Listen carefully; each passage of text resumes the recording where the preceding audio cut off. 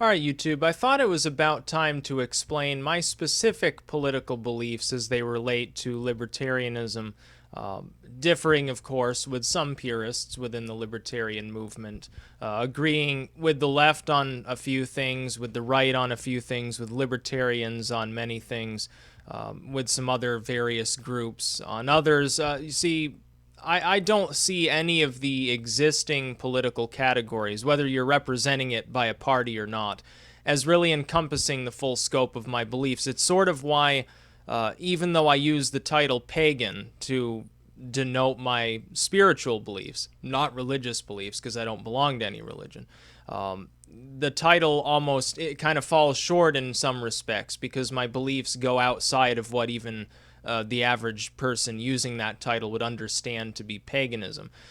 These categories created artificially into this sort of in or out club style mentality that people have, I don't think do any justice really to people's viewpoints on various things. Again, whether it's politics, spirituality, anything else under the sun, the problem is that it's like with Republicans and Democrats within the two-party system. Most people don't even realize there are other parties, or if they do, they say, oh, well, they can never win, so I'd never even bother looking at their platform. A lot of Republicans and Democrats feel disenfranchised specifically because if you've only got two fucking parties, that's not going to encompass the views of most people within the United States. That is, most Republicans do not agree with the Republican Party on everything.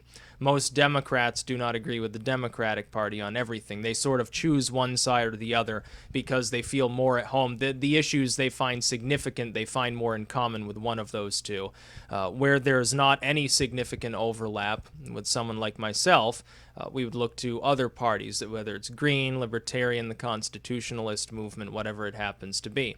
My own views are as follows, and these are the issues that I feel most strongly about. Of course, the most overarching issue is respect for personal liberty, which roughly sums up what libertarianism actually means to me. That is, I see the individual or voluntary groups of individuals as penultimate. I see the government as needing to be constrained. My difference with someone who I would class as an authoritarian is roughly philosophical. That is, an authoritarian, a statist, an individual who believes in some source of power other than themselves and their voluntary associations, whether it be a monarchy, a theocracy, a statist system in which the state kind of is a stand-in for spiritual beliefs or whatever. They believe that personal liberty must be constrained by the source of power in order to improve and perpetuate the state. I believe that due to the way in which our nation was founded, that's the United States, due to a deep-seated and firmly held philosophical belief that I happen to have, that individuals and groups must constrain government. One way this is done is through the use of the Constitution, which enumerates rights. It doesn't grant rights, it simply enumerates natural rights that people happen to have. Those rights can be added on to. It would take a gargantuan effort to actually rescind any of them through amending the Constitution. Nobody has the stomach for that, thankfully. Left, right, or center, even people who are way out there on the fringe, people who are literal statists often don't bother suggesting it because they know that it won't actually happen, which is highly protective. The Constitution has been watered down partially by the judicial system, partially by judicial activism, so-called, both on the left and the right, let's not mince words here, but also the judiciary being unwilling to take up issues where rights are potentially being violated. For instance, the drug war. The judicial system has not weighed in and said, pending constitutional amendment, the government has the right to tell you what you can and cannot consume as far as potentially edible items go, simply based on the fact that they may have mind-altering properties. You'd have aspirin lumped in there, coffee, all sorts of things would suddenly be part of that nexus, so the judicial branch won't fucking touch it. However, they simply ignore the issue and allow people's constitutional right to privacy to be trampled upon. And I would say that I know that the concept, well, I'm fiscally conservative and socially liberal, is often seen as a negative thing. Those that use that to describe themselves often are simply waffling around. They're essentially conservatives trying to be nice, like politically correct conservatives, or they're jaded, like yuppie Democrats, like Reagan youths who became members of the Democratic Party, who don't really care about any substantial fiscal change and social justice derived thereof. I think both criticisms are both apt, but at the same time fall a little bit short, though, because you can also describe yourself in that manner roughly if you fall in line with libertarianism. That is, for instance, on gay marriage, I was an early and often proponent of thinking I didn't have a problem with it. I didn't understand why people thought the government should be involved with it to begin with. One thing which libertarians have pushed from time to time is the concept of simply abolishing the state marriage contract, leave it up to justices of the peace, religious orders or organizations or whatever, to simply consider themselves as married in the absence of a state contract. I can support that. I don't see a problem with that per se. I don't think that the state necessarily really needs to be involved at that level. But for those who find it to be an American tradition, if it's going to be considered a social or a cultural tradition, I don't really care if gay people or lesbians or polygamists get married in whatever arrangement they happen to want, because it simply doesn't affect me. It has no effect upon my life, no measurable effect. I don't take moral offense to it because my moral beliefs happen to be that I don't give a fuck. Literally, I do not care what other arrangements people would enter into. On something like abortion, I'm probably further left than some mediocre, half-hearted Democrats are, really. I believe strongly in the right to abortion, as well as contraception. I don't think it should be used as a form of contraception. That's a little bit out there, a little bit odd to me. And some people, unfortunately, appear to actually do this. But at the same time, I think it's not really up to the government to decide whether this is or is not morally acceptable. The can of worms that you open whenever you're dealing with something subjective over which there can be debate, the government stepping in and declaring something, yes, it's okay, no, it's not, here's legislation by which we make this opinion binding. The problem is it's similar to the drug war or anything else. That is, the science changes, the opinions of the population change. Putting the government in the seat of being moral police has not worked well for most cultures in the past. It just doesn't work because the government is created of fallible, mortal human individuals that as a total are not substantially more intelligent, do not have substantially more common sense, and in many ways are far more corrupt than the average person pulled from the general population. Ultimately, I would rather choose some randomly chosen citizen to decide. I would rather let them decide whether they think pot or LSD or crack or whatever are safe, and to choose or not to choose to imbibe such a thing on their own time, with their own money, and for their own purposes, than to trust the government that always has a political and social axe to grind and always embezzles money and finds way to do so, to make the decision over whether that should be considered culturally acceptable. The concept that the government can eliminate all risk, all stress, and all problems from life if you only give it a little bit more money and a little bit more power has been at play in numerous societies for a very long time. The problem is that when this ethos reigns, over time additional layers of government power and taxation and so forth steadily accumulate like dead wood in a forest. You would think of the fires in Canada right now, how are the fires spreading? It's not just because trees are burning. It's because there's underbrush, there's debris there helping to feed the flames and help them move around. Eventually, you get that forest fire and society is in danger of collapsing or suffers calamity.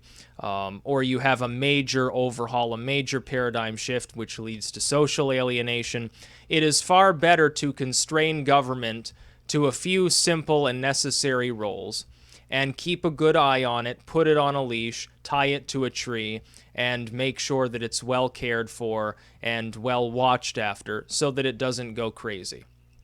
You would think of, for instance, In many of these, I know this is kind of a little bit of a stretch to make a parable on the concept of constrained government, but just bear with me. Recently in the news, we've heard about all of these like record-setting pigs shot out in the forest. And the government keeps telling us, beware of those foreigners, those big, bad, wild pigs out there. But the government is a domestic pig. Now, every time one of these record-setting gigantic hogs is shot, it turns out it was a domestic pig that just got off the reservation, so to speak. The government is like that domestic pig. You take care of it, you raise it up, you look after it. Once it gets out, once it is too large to constrain anymore, it goes fucking wild. That's the problem. Once it becomes too powerful, too bloated, either your economy suffers and starts dragging backwards, your society ends up tyrannical until eventually it gets so tyrannical in the absence of reform that it can't even like be reformed anymore. It's just a total out and out like North Korean state. And people who like to say, oh, it can never happen here, do you think that the beer-loving Weimar Germans, when their economy first began to improve and things were kind of getting better for a while, do you think that they ever thought that World War II was going to break out? Of course not. They never thought it was going to happen. They said, all I want to do is eat my bratwurst and drink my beer, and I'm just fine. I've got a union factory job or whatever. I feel fine. Why the hell would I want commies? Why the hell would I want Nazis? Then, of course, things fall flat, and unfortunately, problems begin. You get totalitarianism of one sort or another. As far as libertarianism goes on the fiscal side, it's a little bit different from the social. On the social side, I favor constraining government because I don't want the government playing moral police. Neither should anybody. If a person is like a Christian, they say, oh, I think we need to crack down on Islam, empower the government to do that. Do you not think that same government, for its own political motives, can then crack down on Christianity using the legal precedent you just set? Of course it can. Times change, opinions change, paradigms change. Once people fully realize this, they will no longer be in favor of expanding government. They'll be in favor of massively shrinking it. Because if you look at even relatively recent human history, virtually every scientific and social paradigm that 100 years ago was taken for granted as true has been utterly overthrown. And 100 years from now, virtually every social and scientific paradigm we hold as true will again have been overthrown.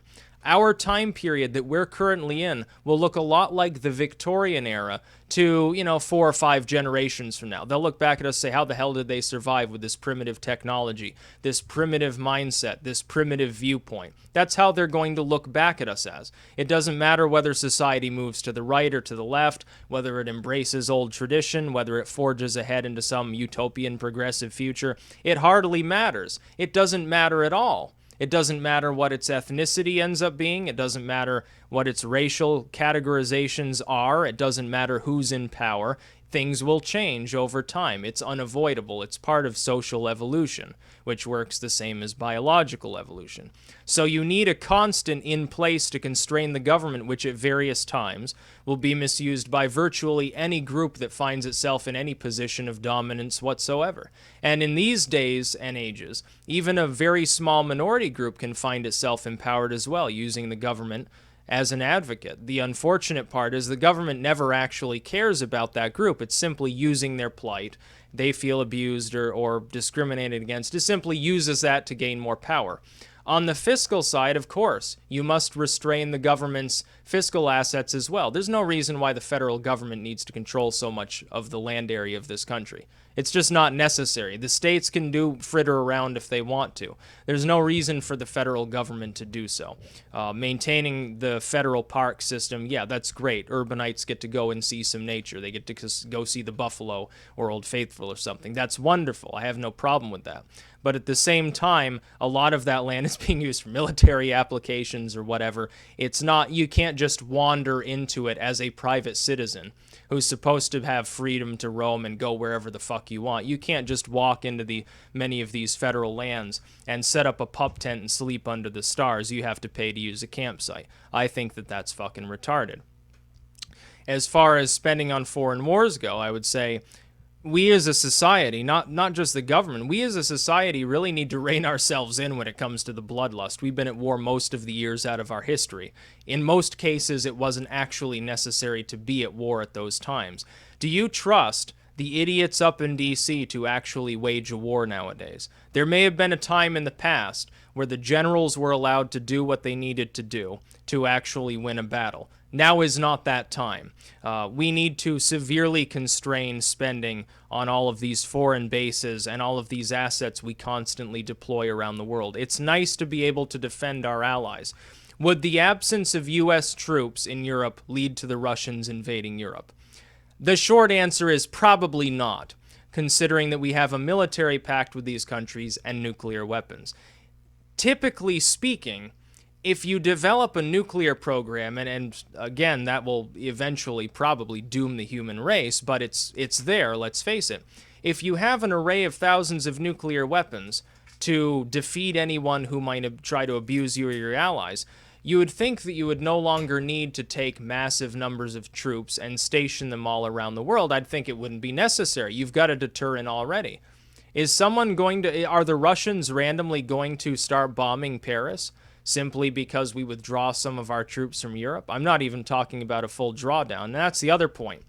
The other point is this. This is something on which I must warn the libertarians about some.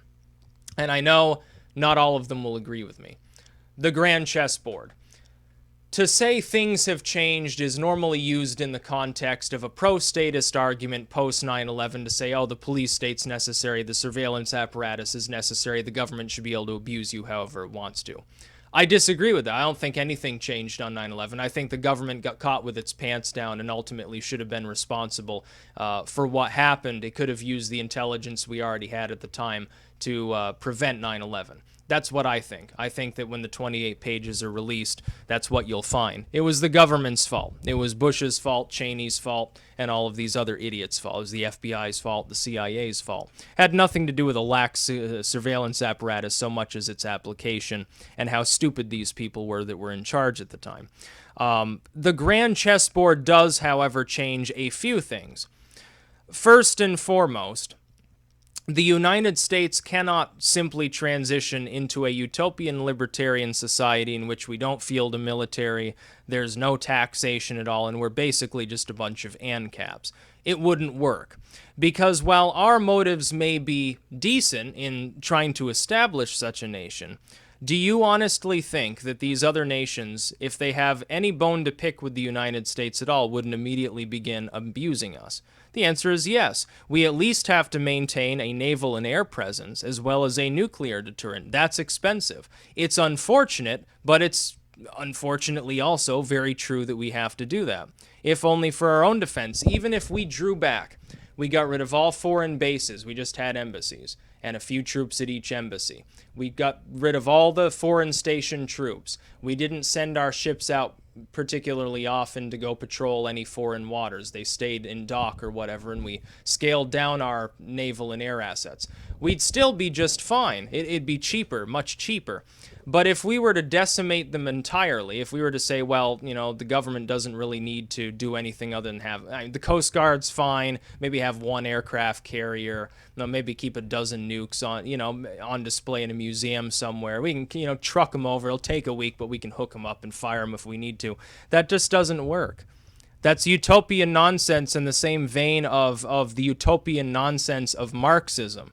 It's not going to work any better, and yet there are purists within the so-called element of libertarian movement that believe that such a society can actually exist. The problem is you have to wait for the grand chessboard to be over in order for that to be true. What do we know about the grand chessboard? This game is only going to be won when it's lost. That is, that the human race will suffer a nuclear war because there's no other way that deproliferation can take place. It's not going to happen. That is, we have to have order in our society. The difference is, from myself, I have that as a difference between myself and someone who's like ANCAP, total anarchist, or like a libertarian purist, someone who's far out there. Someone who would think Gary Johnson was an authoritarian, let's face it. What I have as a difference with those who are authoritarians, again, whether they're statists, theocrat, whatever it happens to be, oligarchs, anything like that, is that I don't think that the existence of the necessity of an organized society and of having a core of federal power necessitates that we have any significant domestic surveillance apparatus. I don't think it's necessary. We know it doesn't stop terrorist attacks. Why is it there? Police state, we don't need it. The police don't need to look like a hostile, occupying foreign force in our own streets. We don't need to police moral laws. It's just not necessary. We don't need the federal government to oversee through BLM and other groups massive, massive tracts of land that in many cases aren't being used for anything. It's just not necessary. We don't need the government regulating what we can put in our bodies. I'm just fine at doing that myself. Thank you very much. I don't need Uncle Sam telling me what substances I can and cannot ingest. Like years ago, I quit using all illicit substances, you may term them. I did that on my own. I didn't need Uncle Sam to tell me, oh, well, you might get thrown in jail if you keep using them. It had nothing whatsoever to do with that. I chose not to continue using them. Now I'm down to mostly caffeine. That's basically how I get high nowadays. You get a couple Red Bulls back to back, you will feel a little bit of a buzz, by the way. It's pretty good, especially first thing in the morning, man. I tell you, edit 40, 50 pages of old English on that shit, and you know what's cooking. But yeah, I don't think the government should be the end-all, be-all of moral laws. As far as the economy goes, of course it needs to be fiscally restrained. We have too many taxes and regulations in the U.S. The main problem, though, here's where someone like Trump ultimately gets it right, even though he's an authoritarian. All you have to do is restructure the tax code. You don't even need to significantly reduce the overall rates. All you have to do is restructure. Right now, a small business, an entrepreneur, someone who's self-employed as a family business, is getting the screws put to them. Well, that's holding back the entire economy. There's millions of jobs you could generate right there. And all the government needs to do is pull itself back, restrain itself. You don't need the IRS with thousands and thousands of different forms and all of these rules and regulations, and fill out this line, and if this line's above such a total, you fill out those two lines, and then multiply that by 2, and then fill out line 3BCA or something like. It's just not necessary. It's bureaucratic bullshit. And we all know that it's bureaucratic bullshit. There's a reason why the average person never says anything nice about these bureaus. It's bureaucratic bullshit. These bureaus justify their own existence and their ever-increasing payrolls and budgets by simply making things more convoluted and begging Uncle Sam for more of your money and my money. That's all they do. Most of their functions aren't necessary. People talk on the right, for instance, about some sacred cow bureaucratic orders. You would think, oh, the NSA would be a sacred cow now of the right wing of the government. It does nothing. It stopped no attacks. It costs billions of dollars. It's worthless. Get the fuck rid of it. And I mean completely gutted. I mean there shouldn't even be such an organization. It's not necessary. All its functions are already provided by the FBI and the CIA where they're necessary to perform, and they should be constrained as well, by the way. For the left, the EPA would be a great example. People on the left, especially like the hippy-trippy granola left, they think that because it has environmental protection in its title, that it's actually dedicated to protecting the environment. But look at the Animas River. Look at how they treated the Native Americans on the reservation after the Animas River. Feeding them old rancid water from unwashed oil tanks. That was so nice to those natives down there. It was so great, on this piece of land, gratefully given to them by Uncle Sam. Here's your land. Yeah, sorry, we stole the rest of it. Here, live here in the middle of the desert. By the way, you're drinking out of an oil canister. It's retarded. The EPA takes 20, 30 years to clean up sites that should take months to clean up, and could be done far cheaper, faster, more efficiently by a private organization. All you need is a very limited amount of oversight over those organizations where the public health could be involved. That's all you need. You don't need a bureau to do it. The government doesn't need to be involved with it. Because, the government is responsible in some cases for making these sites dirty in the first place during the atomic era. The government ruined these sites in some cases. The federal government, a state government, a municipal government, something like that. They're the ones responsible. Or they were aware it was going on, and they did nothing to stop it at the time, because they said, water under the bridge. Who fucking cares? This is a low-rent neighborhood, they said back in the 40s at some point. We'll just dump the plutonium here. And so now they have to clean it up. It's your own fault. And yes, when I say you to the government, past incarnations of government functioning very much the same. The only difference now is it's got more power than it ever needed, and even in the past it had more power. Now it keeps getting level after level of dominance and function added to the government. It never. Do you feel safer now than you were, when you were a child? Does to anyone out there who's elderly, do things feel safer than like the 50s or 60s? I'm guessing probably not. Do you feel wealthier? Oh, I sure as hell guess not. Not unless you've, managed to strike it rich somehow. The Gen Xers, some of them went on to become millionaires, and others went back to being penniless when the dot-com bubble burst. So, some of them are living in mansions, and others are still flipping burgers double shift. Rather sad. And the government, let's face it, creates those. Government creates a lot of problems with the economy. The government talks about wanting to regulate Wall Street, regulate the banks. You're the ones who caused the corruption in the first place. They wouldn't be fucked up if it weren't for your own policies. What we need, and this I believe was suggested by Rand Paul, but I can't remember, sunset legislation, a sunset law, so that legislation has to be continually reauthorized by each incarnation of Congress or it goes kaput and gets struck from the rule books. 99% of your laws wouldn't exist. 99% of the regulations would be gone, and we'd all be just fine, trust me. In fact, things would be more prosperous than you can ever imagine. They probably sat back and said, we're innovating too fast. People are getting too wealthy too fast. We're worried because then they'll be, nobody will want to do menial labor because they'll all be living off pensions or something. So they decided to fuck up their own economy so that there'd be some wage slaves around to exploit. Honestly, I think that's possibly what ended up happening. And I'm not being ironic about that. But that's a little bit about my view of libertarianism. It's essentially, I'm keeping to myself. If Joe Schmo wants to drop acid, I don't care. If Sally over there is a lesbian and wants to marry her lesbian partner, I don't care. And I sure as hell don't want to pay more money to Uncle Sam, because Uncle Sam's just going to take it and bomb someone or spend it on another meaningless program that in turn reduces our monetary standing further. Why would I want to give them more money? We should be giving them like less than half of what we currently give them. When these people complain, they say, oh, the rich pay most of the taxes. You're missing the point. Nobody needs to pay so much in taxes. Not the rich, not the poor. Nothing. You could have zero taxes and you could still have arguably a functioning society. Nobody, though, within libertarianism has advocated that. That's the other funny thing. The right considers us like anarchists. They say, oh, you just want no government. No, I don't. I want to have a government. I just want it to fulfill its proper role and nothing more than that, because it's got a proper role for a reason. The left says, oh, well, you're just a Bible-thumping redneck.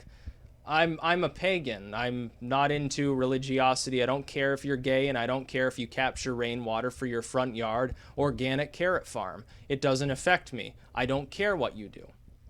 And by the way, whenever you see one of those images saying Libertarian Road and it shows like a traffic jam, just remember the government funds and maintains that road and created the traffic regulations leading to that bottleneck. I think that's rather telling. That's about all.